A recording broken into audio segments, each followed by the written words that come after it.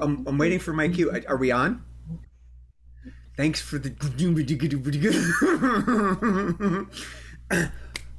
Hello, everybody out there. And if you love your team as much as we love our team, five of us are going to commit murder on our producer quite soon. Actually, we had some technical difficulties. We apologize for that.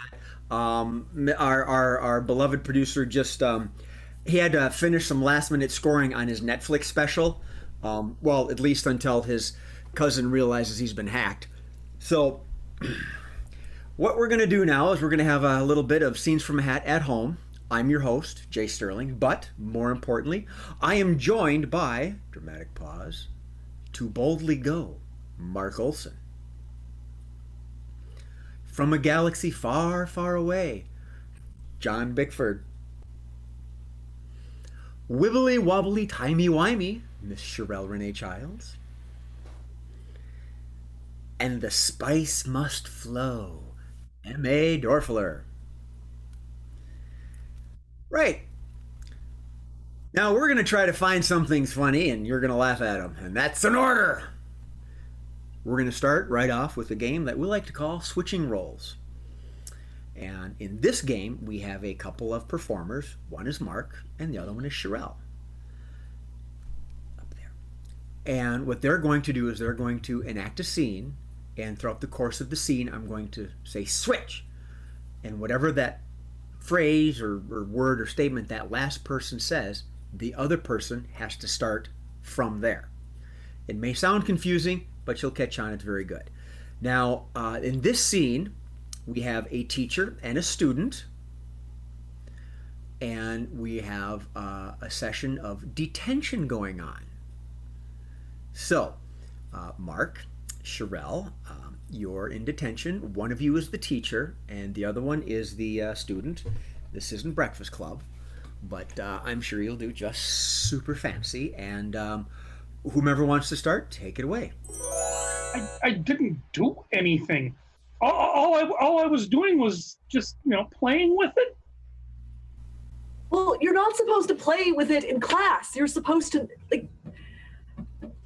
pulling out a water gun and squirting everybody makes people uncomfortable. But if they just opened their mouths, there was vodka in the water gun. Oops, I shouldn't have said that. Okay, I get that you like to drink vodka in class. I'm totally okay with that, honestly. I like vodka too. But you can't non-consensually give other people vodka. That's not cool. Well, you want to be my teacher? If you like vodka, we could have a couple drinks. Well, I'm not normally supposed to do this, but I could use a drink. Switch. I'm not normally supposed to do this, but I could use a drink. Yeah, we all drive you to drink, don't we? Well, yes and no. I mean, I was pretty much far along already on being driven to drink, and you guys just, made it just that much more important to me. Well, I mean, it's the natural order of things. You try to cram knowledge into our heads, and we try to rip it out and throw it at you and drive you absolutely batshit crazy while we're at it. Yeah, right? And we need to talk about that drawing you did. That's why you're here, is that drawing that you did of, well, I dare You saw that? I saw that. You seriously saw that? Uh-huh. Could you explain it, please? Switch. Could you explain it, please? Well, there was this couple down the way in the hall, and they just kind of seemed to be getting a little too close for at school. So I just kind of took that and said, okay, what's gonna happen next? And I started to just create a drawing. Drawing them flying away on a magic carpet with rainbows streaming behind them is highly inappropriate for a school setting. Well, but it was, my friends Jay and John. I mean, really. Yes, but I am sure you can see why. Well, if it had just been the magic carpet and the rainbows, it would have been fine. And if they'd just been making out, it would have been fine. But you just had to draw that kitten in the corner, and that is strictly against school rules. No drawing kittens being cute. But kittens like to watch. Switch. The kittens like to watch. Yes, a lot of pets like to watch. And, that's just, I don't know what they're learning. Do your pets like to watch? No. Do they? I bet they do. They probably learn something. But, watching the pets would be something you could learn from too. Yes, I've watched my pets and I've learned to eat food by licking it up out of a bowl. Yes, I learned something from them. Well, that's good. I have pets too, and you know what I learned? I learned that if I could lick my behind like they can, I'd never leave the house. You're my teacher. I don't want to picture that. Well, don't picture that then. Switch. Right. Well, so don't picture that then. Well, why not? You're kind of a hot teacher, so. Okay, I knew that was gonna go there. Yeah. Wow. You let it happen. Yeah. Well, to a limited degree. As soon as it was striking close to home. John, you and I both have pets. We both have cats, and I've got cats. Yes. I don't. I have a dog. So let's do again. Let's move on to game 2. We're gonna play Let's Make a Date, and we're gonna switch things up a little bit. This time, MA is not going to be the one to receive all the clues. This time, it's going to be Mark. Ooh, we're gonna mix things up because we're getting wild and loose for our Fringe Festival show. Details to appear later. So, on this game, Let's Make a Date, we've got Mark is the host, or the contestant, or whatever. We have the datee and the dater, so to speak. And he's going to ask our 3 here 2 questions each. And based on the clues they give him, he has to guess who they are. Who are these wonderful people that he's so enamored with that he wants to date? And apparently, judging by MA's face, she got her clue right away. So, I would like to say Murphy wrote that up at the last minute, but it was me.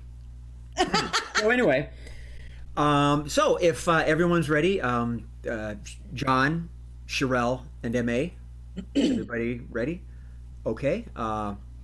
So Mark, that's the order. Contestant, I don't have them written down. So Number 2 is number 1. I get it. right. Okay. So bachelor person number 1.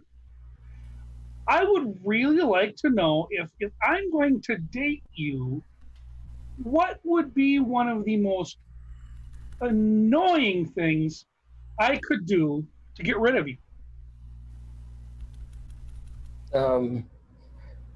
Well, it would be to not kiss me. I'm really tired of flies. Tired of flies. Intriguing. Bachelor person number 2. If we were to go out on a date, what would you like me to wear? Don't stop me now. I'm having such a good time. I'm having a ball. I'd like you to wear a long skirt, a short dress and a long jacket. That's it, a short dress, short skirt, and a long jacket. Short skirt and a long jacket. A long jacket. I might get killed. Bachelor number 3. Yeah, baby. Person. My question for you is, why are you even here?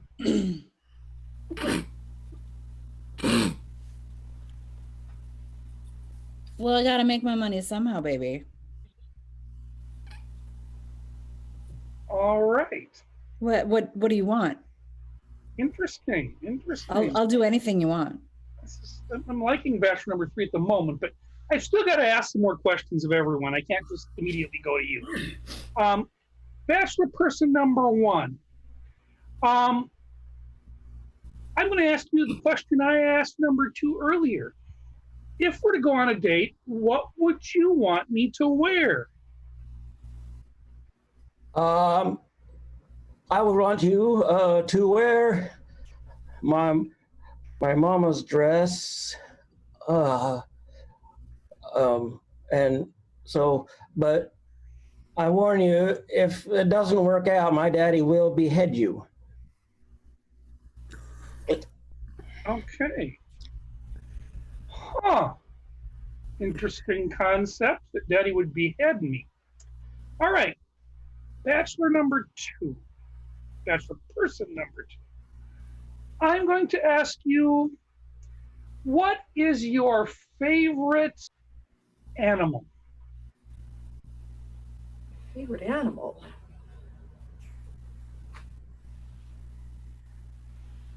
That would be the Sandman. The Sandman's my favorite animal. You can take my hand because we're off to Never Neverland. Mm. Then we'll find the walrus, Cuckoo Cachoo, because he's a cool animal too. All right. And bachelor number three. Yes, honey pie. Where would you want to go on our first date? You got a place? I got a place. Otherwise, there's a little no-tell motel down the way. As long as the price is right. All right, I see very much. All right. Okay, Mark. Okay. Let's John's start at like the top. a frog or something. It's turning into the Pretty prince, much. trying to be the prince. Yep. The prince who still thinks he's a frog, or cross translation, Yeah. right? Okay, good. Terrell is like Michael Jackson or somebody or Peter Pan, one of the two. No. No? No. The clues were there. Don't stop me now. I'm having such a good time. I'm having a ball. I Maybe know. it was stated a little differently. Don't stop me now. I'm And clueless. such a good Sorry, I time. don't know it. Speaks only how. She was using song lyrics, musical Yeah, I know. references. She was using song lyrics. Yeah, musical references, song lyrics. Okay, Yeah. is that all it was musical references? I was trying to put it together in a song. All right. My bad for not picking that one up. Oh. I was trying to put it together Right, to a specific person. I think the Wawa is 5. Yep. Okay, it is. There you go. Awesome. I'll take it. Yeah. Okay, and MA. Yeah, this should be a difficult clue. I almost said. I think she's like, she's like the best hooker in the world.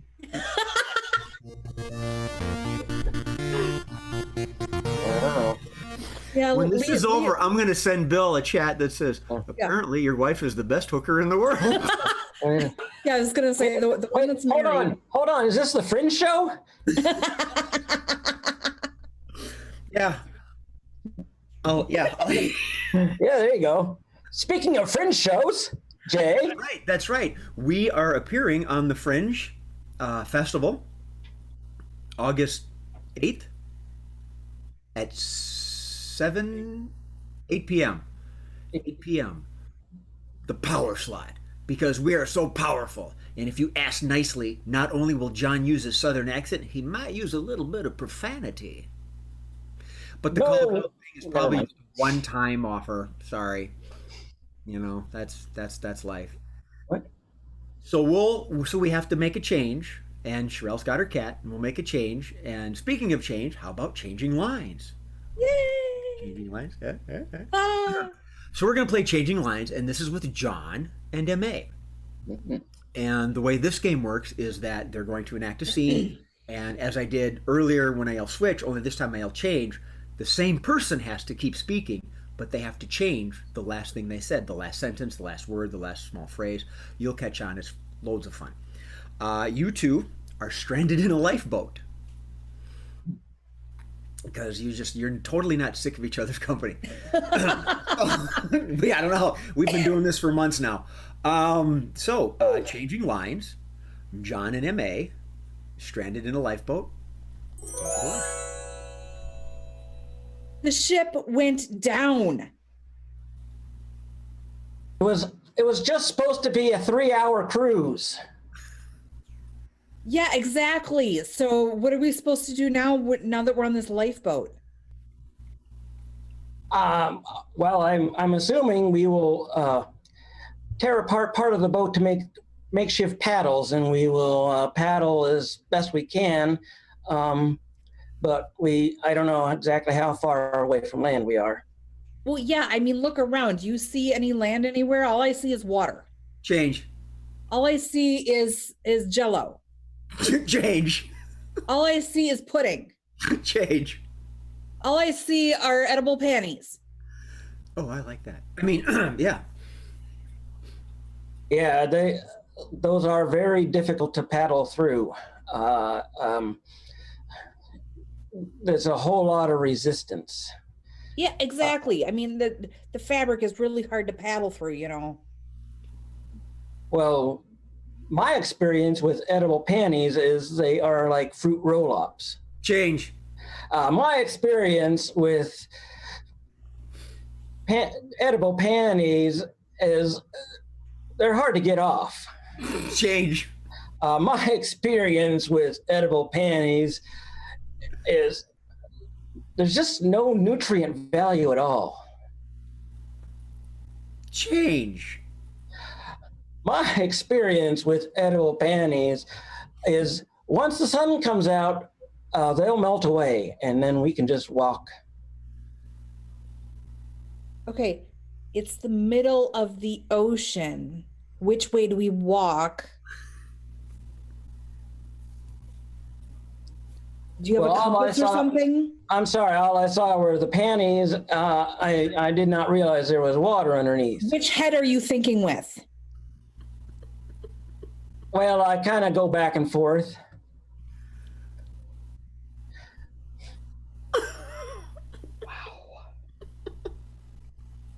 Depends on my mood. Okay, we'll call it. Jesus. That devolved quickly. I could, I could. And you didn't want me to swear. My experience with edible panties is dramatic pause. Dramatic pause. Your experience is about as much as mine is. Not much. Okay. And if you're in them for the nutrient value, I worry about you. Wearing them for the wrong reason, right? Yeah. Right. Yeah. I usually get the kelp ones, not the kelp ones. What is it? Kale. Oh, good God. Oh. An edible kilt. Edible kelp. Yeah, whose marketing line is it anyway? We've got a a wonderful idea. Yeah, I think you killed that joke. Thank you very much. So we're going to move on to game 4, Cuatro. And this game is called Poetry Corner. Ooh. We haven't done this one too often. And in this one, Miss Sherelle is going to be the host. And the other 3 are our esteemed poets. And they have topics that are being sent to them via the magic of Sausage Fingers Murphy. They are what? Infuriating. The typing. Mark, yours is probably clouds. John, yours is toilet paper, and MA, oddly enough, yours is alcohol. Aww. Harkening back to a prior game we played. Mine goes very well with alcohol.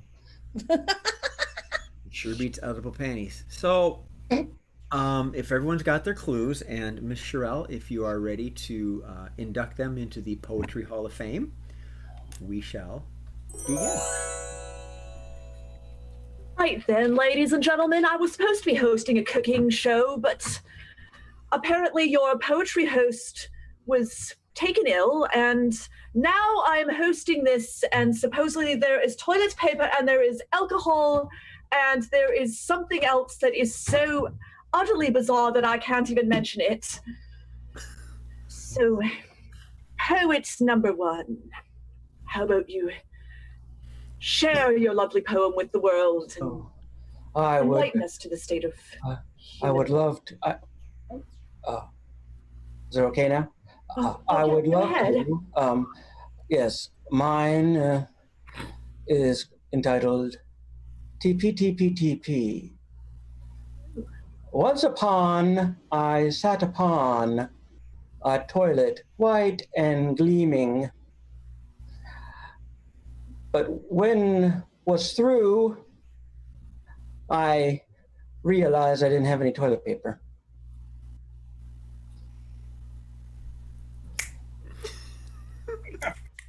Wow, that is incredibly profound. That really speaks to the depths of your soul, and I'm quite moved by it. But, Yeah, I was pretty moved too. yes. Oh, I'm sure we're quite moved. In more than one way. Yeah. We've got another poet here. I'm told this person is the reigning champion, and let's see if they're still the champion. I don't even know if the show has champions, but we'll just see. Go ahead, poet number 2. Let's hear what you have to say about life.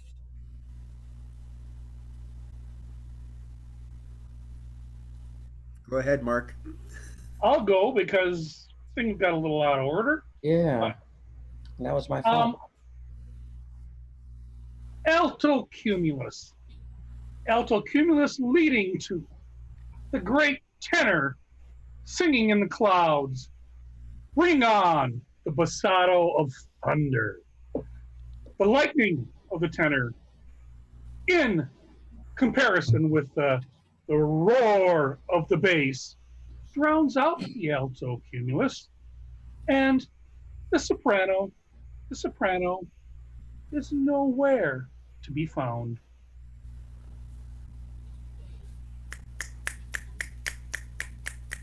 Yes, those divas, they just always vanish, don't they? Yes, I really liked your use of the iambic pentameter there, but I have to admit I wasn't quite sure what you were actually saying, but I guess that's what makes a genuinely good poem, if you don't know what they're talking about. And I think we had one last poem.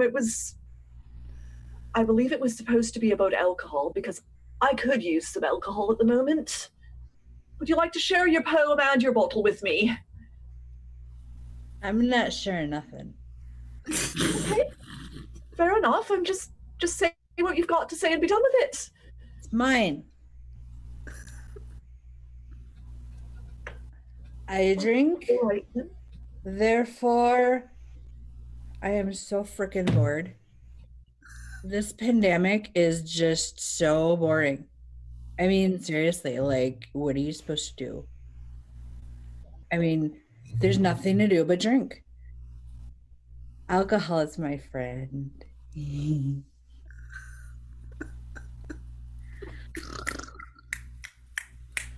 Wow. I'm sure there's more of that where that came from. I mean, I just want more. I'm incredibly intrigued. You know, I'm not entirely sure if I'm supposed to name a champion or just give everybody a cake. So I'll just declare everyone the winner and give everyone cake because I want alcohol. There's Thank cake? you for joining us this lovely evening. You're saying I paid you all that money for nothing? I'm Sherelle afraid wants so. more. I know where they live, Sherelle. You do? You do? Of course I know where Bill and Mary Ann live. Well, that's it. Thank you for this episode. The Thursday little snippets that we have, the short ones. The longer sessions are on Sunday, full episodes, and we're going to have another special episode on a Saturday. And that will be at the Fringe, or during, not at the Fringe, since it's all remote now, from the Fringe online convention. And so there you have it.